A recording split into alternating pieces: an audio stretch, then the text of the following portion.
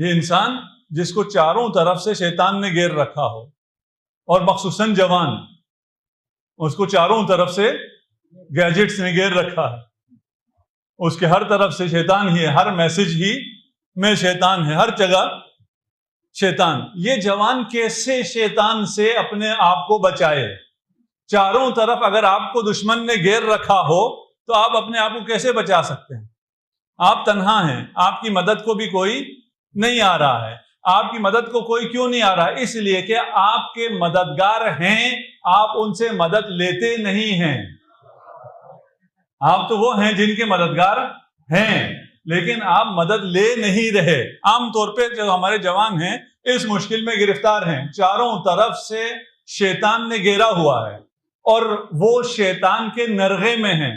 وہ کیا کریں؟ کیسے اپنے آپ کو بچائیں؟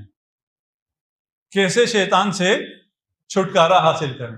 کس طرف جائیں؟ کوئی طرف باقی ہے؟ جی، ذکر علی تو کریں گے، لیکن ہیں چاروں طرف، جائیں کدھر؟ جب چاروں طرف ہے، کوئی طرف جانے کے لیے نہیں ہے۔ 4D ہو گیا، 4D بلاک۔ انسان کتنے ڈی ہے؟ 6D۔ دو راستے ابھی بھی کھلے ہیں، ایک آسمان کا راستہ، ایک زمین کا راستہ۔ اگر آپ کو چاروں طرف سے شیاطین نے گھیر لیا ہو تو اپنا پیشانی زمین پہ رکھو۔ تم ابھی گھیرے میں نہیں آئے ہو، تمہاری راہیں ابھی کھلی ہیں۔ اس کے بعد تم نے نہ دائیں جانا ہے، نہ بائیں جانا ہے، نہ آگے جانا ہے، نہ پیچھے جانا ہے۔ تم نے کہاں جانا ہے؟ تم نے سیدھا اوپر جانا ہے۔ تم علی کے ماننے والے ہو، تمہارا راستہ بھی علی ہے، صراط مستقیم بھی علی ہے۔ وہ اوپر کا جو راستہ ہے وہ ہمیشہ کھلا ہے۔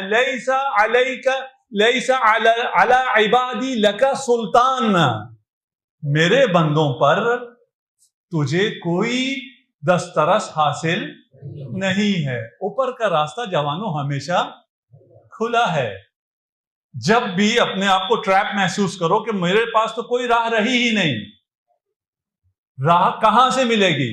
سجدے میں گرو گے، خالق کے لیے سجدہ کرو گے، خدا کی بارگاہ میں سجدہ ریز ہوگے، اور سجدے کے آداب بھی علی ابن ابی طالب سے یا اولاد علی زین العابدین سے سیکھو گے۔ صحیفہ سجادیہ سے وہ دعائیں سیکھو جو سجدے میں پڑھ کر تم نے کرنی ہیں۔ تمہارا راستہ کبھی بھی بند نہیں ہے، تمہارا راستہ ہمیشہ کھلا ہے، اس لیے کہ تمہارا راستہ اوپر جاتا ہے۔ اوپر جانے کا راستہ سجدے کا راستہ ہے۔